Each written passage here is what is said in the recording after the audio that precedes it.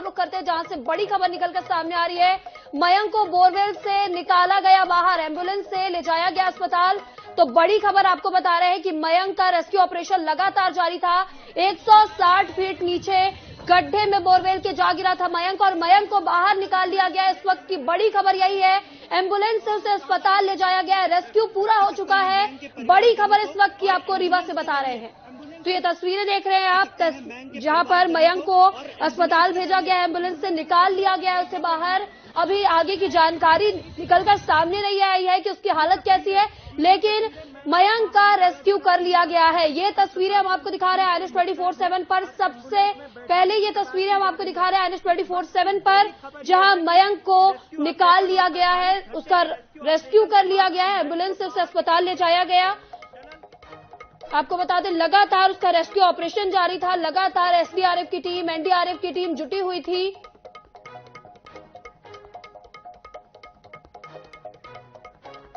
तो बता दें कि शुक्रवार को 3:30 बजे के लगभग ये बच्चा बोरवेल में गिरा था। लगभग 45 घंटे से लगातार 24 घंटे दिन रात SDRF, NDRF की जो टीम थी वो लगातार यहां पर जद्दोजहद कर रही थी। लगातार यहां पर जो रेस्क्यू का काम है वो जारी था, और अब मयंक को निकाल लिया गया है। इस खबर पर ज्यादा जानकारी के लिए हमारे साथ हमारे सहयोगी दिनेश दहिया हमारे साथ जुड़ चुके हैं। जी दिनेश, मयंक को बोरवेल से बाहर निकाल लिया गया है, क्या कुछ जानकारी? जी बिल्कुल, आपको बताना चाहूंगा, एक दुखद खबर भी सामने आई है। मौत और जिंदगी के बीच लड़ रहा मयंक अब इस दुनिया में नहीं रहा, उसका निधन हो चुका है। 45 घंटे के रेस्क्यू के बाद उसका शव आज निकाला गया है, जो कि PM के लिए उप स्वास्थ्य केंद्र उधर ले जाया गया है। जी बिल्कुल, आगे ये जानना चाहेंगे कि परिवार, इसमें परिजनों का क्या कुछ कहना है? रेस्क्यू इतना लेट हुआ, क्या ये इस वजह से हो पाया, उस तक संपर्क नहीं हो पाया था, ऑक्सीजन नहीं पहुंच पाया था? परिजनों का क्या कुछ इसमें कहना है, प्रशासन का क्या कुछ कहना है दिनेश? जी बिल्कुल, आपको बताना चाहूंगा कि प्रशासन की बात करें तो उनका कहना है कि जैसे ही बच्चा गड्ढे में बच्चा जब बोरवेल में गिरा था तो उसके साथ मिट्टी भी साथ में जाके गिर गई थी। इस वजह से हम लोग कैमरा भी डाले थे, लेकिन उसमें कोई मूवमेंट बच्चे के नहीं मिल रहे थे, इसलिए बड़ी कठिनाई आई है रेस्क्यू करने में। और जो बोरवेल था वो टेढ़ा मेढ़ा था, तो जो ये रेस्क्यू की टीम आई थी, NDRF की टीम आई थी और 50 सदस्य की टीम आई थी, लगातार 2 दिनों से रेस्क्यू करने में लगे थे।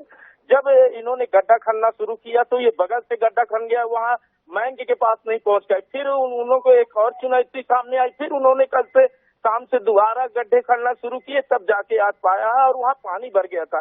अब शायद पानी की वजह से बच्चे की मौत हो गई है। लेकिन दिनेश, ये तो बड़ी लापरवाही है, जिस तरह से खेतों में बोरवेल कराकर छोड़ दिया जाता है, गड्ढे छोड़ दिए जाते हैं। अब इसमें प्रशासन का क्या कुछ एक्शन होगा, क्योंकि बच्चे की मौत हो चुकी है?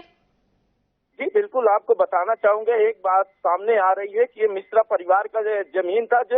ये भी सामने बात आई है कि ये जो जमीन पहले यहाँ पे तालाब ये शासकीय था, और ये गुंडागर्दी के दम में ये मिश्रा परिवार ने अपने कब्जे में लेके इसको मिट्टी डलवा के पूरा पाट दिए थे और फिर बोर करवाए थे। बोर सक्सेस नहीं हो पाया था तो उन्होंने फिर उसके बाद बोर खुला छोड़ दिए।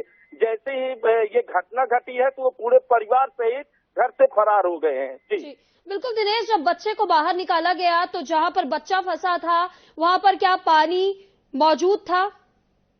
जी बताना चाहूंगा, बोरवेल में काफी पानी था, कई मोटर लगाए गए हैं और फिर मोटर लगा के पानी निकाला गया है। इसी वजह से 2 दिन लग गए हैं, पानी की वजह से रेस्क्यू में काफी टाइम लग गया है। जी दिनेश, आगे प्रशासन क्या कुछ एक्शन लेगी अगर ऐसे बोरवेल खुले रहेंगे अलग अलग जगहों पर, अलग अलग स्थानों पर? लगातार देखने को मिलता है कि इस तरह की घटनाएं हो जाती हैं, तो अब प्रशासन क्या कुछ एक्शन लेगी इस पर? क्योंकि मिश्रा परिवार भी यहां से फरार हो चुका है जिस तरह से आपने बताया, और अब प्रशासन का क्या एक्शन होगा, क्योंकि और भी बोरवेल खुले होंगे, और भी कोई बड़ी घटना हो सकती है, तो उससे पहले प्रशासन कुछ एक्शन लेगी? जी बिल्कुल, आपको बताना चाहूंगा, मिश्रा परिवार की बात करें तो जिनके जमीन में ये बोर हुआ था उनके ऊपर FIR दर्ज भी कर ली गई है और जल्द उनकी गिरफ्तारी भी कर ली जाएगी। और वहीं रीवा की कलेक्टर की बात करें तो प्रशासन तत्काल निर्देशित किया है, अपने पटवारियों को निर्देशित किया है कि ऐसे जमीन चिन्हित करे जहां पे खुले में बोरवेल पड़े हुए हैं और उनके ऊपर सख्त से सख्त कार्रवाई करें। जी दिनेश, लेकिन बच्चे को निकालने में आखिर लेट कहां हुई, देरी कहां हुई? जिस तरह से लगातार रेस्क्यू टीम लगातार रेस्क्यू कर रही थी, लगातार यहां पर पोकलैंड की मशीनें लगाई गई थी, जेसीबी लगाया गया था, एसडीआरएफ एनडीआरएफ की टीम यहां पर मौजूद थी। आखिर गलती कहां पर हुई, चूक कहां पर हुई, देरी कहां पर हुई? जी बिल्कुल बताना चाहूंगा, 10 से 15 जेसीबी मशीनें लगी गई थी और लगातार खुदाई कर रहे थे। सिर्फ लापरवाही आई है सामने। जब ये पानी आ गया है तो पानी के वजह से ये कठिनाई इनको आई है। और ये काफी गहरा था बोरवेल और ये 65 फुट के में फंसा था बच्चा और ये लोग 65 फुट के नीचे से खुदाई किए। तो जब खुदाई किए हैं तो बच्चा नहीं निकल पाया। फिर उन्होंने वो चिन्हित करके, फिर नाप करके, फिर वो 65 फीट के उसमें जाकर फिर बच्चों को चिन्हित करके फिर वहां से दूसरी खुदाई की है, तब जाके बच्चा निकला है। बिल्कुल दिनेश, इस तमाम जानकारी के लिए आपको बहुत बहुत शुक्रिया। एक बार फिर से बता दें कि मयंक को बोरवेल से बाहर निकाल लिया गया, लेकिन जिंदगी की जंग हार गया मयंक।